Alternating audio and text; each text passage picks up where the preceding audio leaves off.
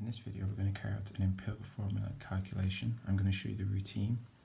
So we've got the question here. It says, what is the empirical formula for a compound containing 0.62 grams of phosphorus and 2.13 grams of chlorine? So to do this, we're going to use a triangle. This hopefully is a triangle you've got in your memory. So the number of moles is the mass divided by the mass of a mole. And this is going to help us to structure our initial working out for this question. So our first job is we write down the symbols for the two elements that we've got in this example that are going to form the empirical formula. So we've got phosphorus and we've got chlorine. So using the triangle, we're going to write down the mass first. So the mass from the question, so over here, let's write down that we're recording the mass. And it says there is 0.62 grams of phosphorus and 2.13 grams of chlorine. Now the next step, if we've got the mass, is we want to write down the mass of 1 mole, and then that will allow us to find the number of moles. So the mass of 1 mole, because they're elements, is from the periodic table. It's the relative atomic mass. So we look at the periodic table, we find phosphorus, its relative atomic mass is 31, and chlorine is 35.5.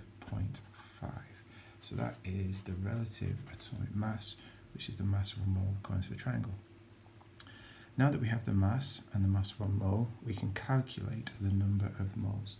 So my next step is number of moles. And to do that, as you can see here, it's the mass divided by mass of 1 mole, and this is why we've written it down this way. So it's 0.62 divided by 31. So I'm going to write that down to remind myself. 0.62 divided by 31. And doing the same on this side, it's 2.13 divided by 35.5. So now it's time to get your calculators out. If you get your calculators out, you can see, or you should be able to find, that this is 0.02 and this side equals 0.06. So now we've calculated the number of moles.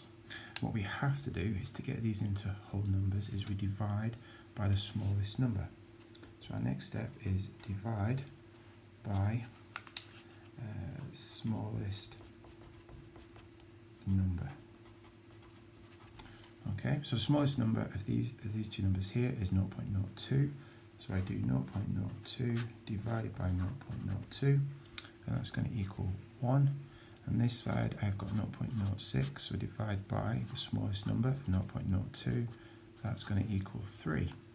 So these now are my ratios. So phosphorus is 1, chlorine is 3, so my empirical formula is PCl3. Best way to get good at this is to practice it. So in your workbooks there are plenty of questions for you to have a go at and practice and get this routine.